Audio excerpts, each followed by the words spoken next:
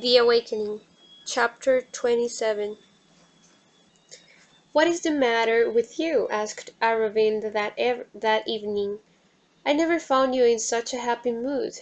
Edna was tired by that time, and was reclining on the lounge before the fire. "Don't you know the weather prophet has told us we shall see the sun pretty soon?" "Well, that ought to be reason enough," he acquiesced. "You wouldn't give me another if I sat here all night imploring you." He sat close to her on a low tabouret, and he spoke. His fingers lightly touched the hair that fell a little over her forehead. She liked the touch of his fingers through her hair, and closed her eyes sensitively. "One of these days," she said, "I'm going to pull myself together for a while and think. Try to determine what character of a woman I am, for candidly I don't know. By all the codes which I am acquainted with, I am devilishly wicked specimen of the sex. But some way I can't convince myself that I am. I must think about it." "Don't. What's the use? Why should you bother thinking about it when I can tell you what manner of woman you are?" His fingers stayed occasionally down to her warm, smooth cheeks and firm chin, which was growing a little full and double.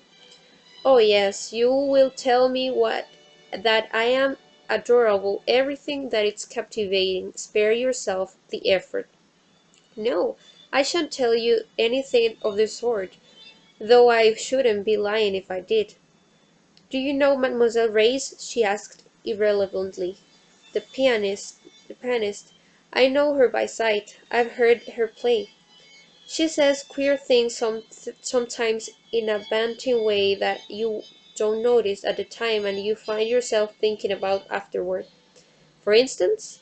"Well, for instance, when I left her today, she put her arms around me and felt my shoulder blades to see if my wings were strong. She said, 'The bird that would soar above the level plane of tradition and prejudice must have strong wings.'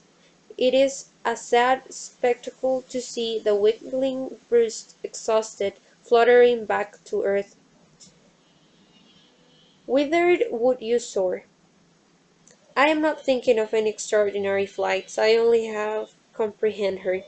"I've heard she's partially demented," said Arobin. "She seems to me wonderfully sane," Edna replied. "I'm told she's extremely disagreeable and unpleasant. Why have you introduced her at a moment when I desire to talk of you?" "Oh, talk of me if you like," cried Edna, clasping her hands beneath her head. "But let me think of something else while you do." "I'm jealous of your thoughts tonight. They're making you a little kinder than usual, but some way I feel as if they were wandering, as if they were not here with me." She only looked at him and smiled. His eyes were very near. He leaned upon the lounge with an arm extended across her, while the other hand still rested upon her hair. They continued silently to look into each other's eyes. When he leaned forward and kissed her, she clasped his head, holding his lips to hers. It was the first kiss of her life to which her nature had really responded. It was a flaming torch that kindly desired.